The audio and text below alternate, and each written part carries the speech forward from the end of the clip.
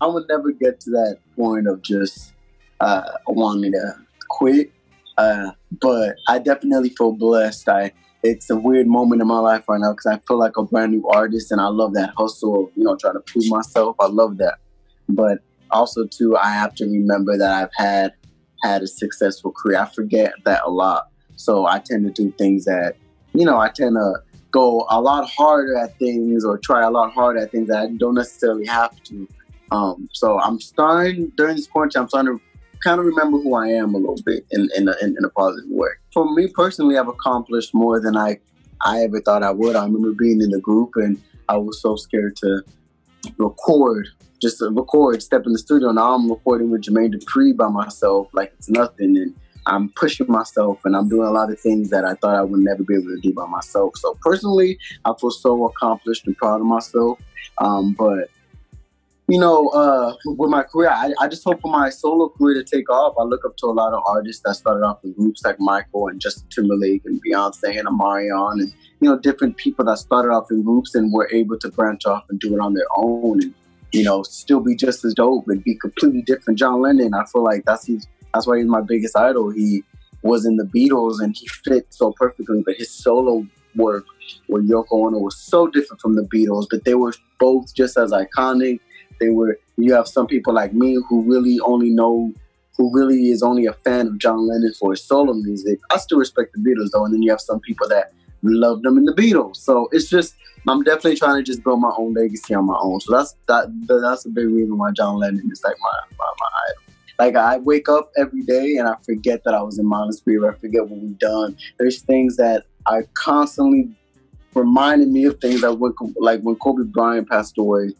And, a fan tweeted a picture of me and the boys with Kobe. And I was like, we met Kobe Bryant. Like little things like that I don't remember. My life was going so fast. So I made it a mission when I was in Atlanta recording. I said, I have to just take 5 seconds to just look around and say, wow. And I had that moment. I was in the studio with Jermaine Dupri. And I remember being a kid studying Usher, like studying and watching the music videos and seeing his behind the scenes of him in the studio with Jermaine Dupri, and I'll be like, wow, I want to do that. And I just sat back. He was doing something with the record, and I saw him and I saw the studio, and I was just like, my life's fucking crazy.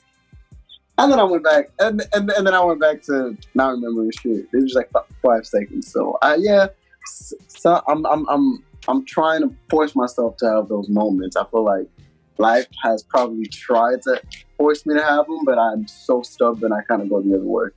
So I'm making sure I have those moments.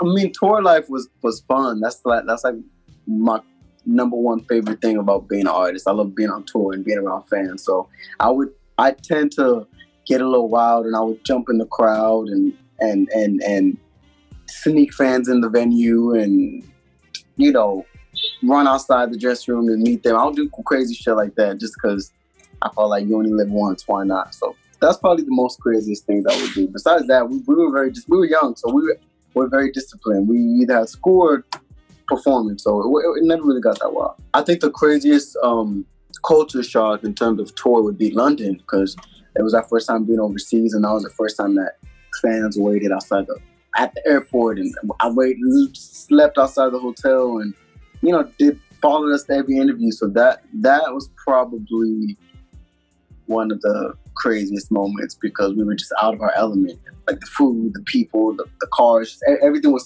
we felt like we were in a whole different world. So